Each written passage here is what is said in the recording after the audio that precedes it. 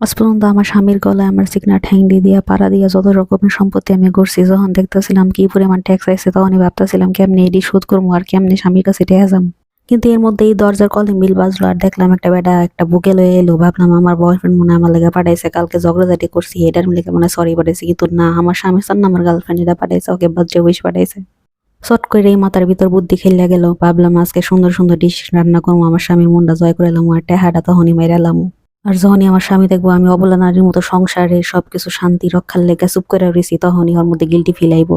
আর তখনই আমি আমার তিকডা মারমু।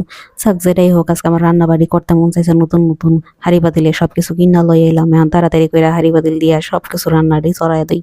কিন্তু সমস্যা হলো একটা, আমি যত কিছুই রান্না করি আমার স্বামীর কাছে মনে হয় যে হাত ধোয়ার পানি এর থেকে বেশি স্বাদের হইয়া থাকে।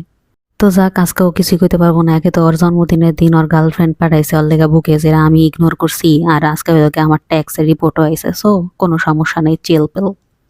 আরে বাবারে, এর মধ্যে তো বললেই গেছে আমার বাচ্চাদের আহার সময় হয়ে গেছে গা, আর রুটি ডিওটা তো গরম দিতে হইব, তাড়াতাড়ি করে সবকিছু রেডি করানো লাগবো। এদিকে তো আমার হাত খরচে টেহাডিও শেষ। যত টাহাডিয়া ছিল সব তো আমি আমার বয়ফ্রেন্ডের গাঞ্জা কিনার ক্ষেত্রে খরচ করে লাইছি। এত চিন্তা করতেছি কে, বাচ্চাগুলো আছে কি করতে, অগহি গাই দি মনে। যাক সমস্যা নেই, আসছে তুমি, চল তোমাকে নাচতে দিই।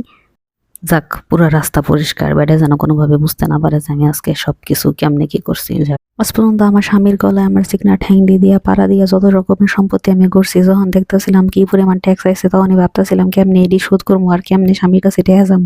কিন্তু এর মধ্যে এই দরজার কলিং বিল বাজলো আর দেখলাম একটা বেটা একটা বুকে লয়ে এলো। ভাবলাম আমার বয়ফ্রেন্ড মনে হয় আমার লেগে পাঠাইছে, কালকে ঝগড়াঝাটি করছি এটার লেগে মনে সরি পাঠাইছে, কিন্তু না, আমার স্বামী সার না, আমার গার্লফ্রেন্ড এটা পাঠাইছে, ওকে বাচ্চা উইশ পাঠাইছে।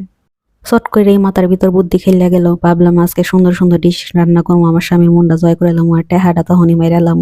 আর যখনই আমার স্বামী দেখবো আমি অবলা নারীর মতো সংসারে সবকিছু শান্তি রক্ষার লেগে চুপ করে রয়েছি, তখনই ওর মধ্যে গিলটি ফিল আইবো। আর তখনই আমি আমার তিকডা মারমু।